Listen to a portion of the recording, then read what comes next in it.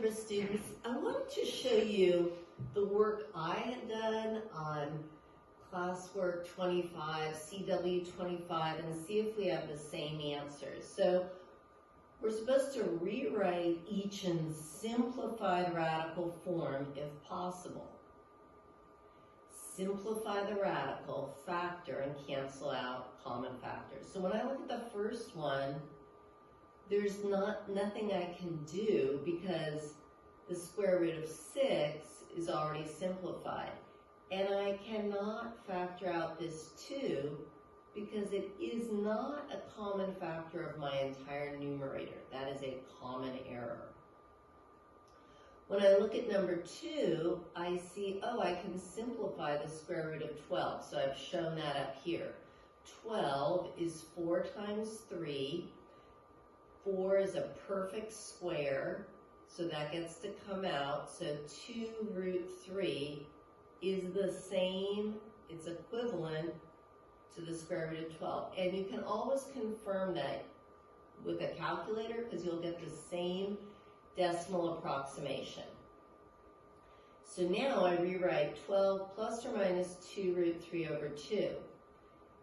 And this time I can factor out a 2 because a 2 is a common factor of my numerator and it's in my denominator. So this one you can cancel out and you'll end up with 6 plus or minus root 3. On this next one, the square root of 20, what I think about for that is I go, oh, the square root of 20 is the square root of 4 times 5. So it's equivalent to 2 root 5. I cannot simplify that any further. Here, I'm trying to take the square root of a negative number, which we cannot do, at least in algebra, because we don't have imaginary numbers, and so we just say no real solution or not a real number. On number 5, the square root of 27 simplifies to 3 root 3. And so in this one, I am going to be able to factor out a 3 out of my numerator, and then 3 goes into my denominator. So then here we're just practicing using our quadratic formula, but the thing that makes these a little bit different is your first step is you've got to get it into standard form. Quadratic formula only works when it's in standard form.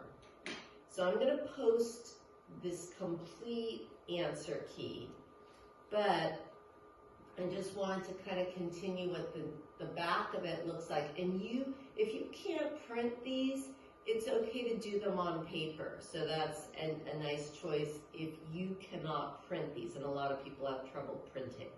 So again, the first step is getting it into standard form, identifying your A, B, and C, putting them into your quadratic formula.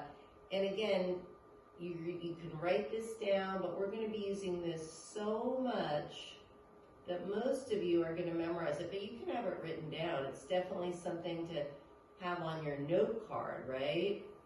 So again, quadratic formula is negative b plus or minus the square root of b squared minus 4ac over 2a, all over 2a. And in our next video, we talk about how this part is known as the discriminant, and it determines how many solutions you have. Because if the part under the radical is a 0, you'd only have 1 solution. If it was a positive number, you'll have 2 solutions. And if the part under the radical is negative, there will be no real solutions. So I'll post the whole answers a little bit later.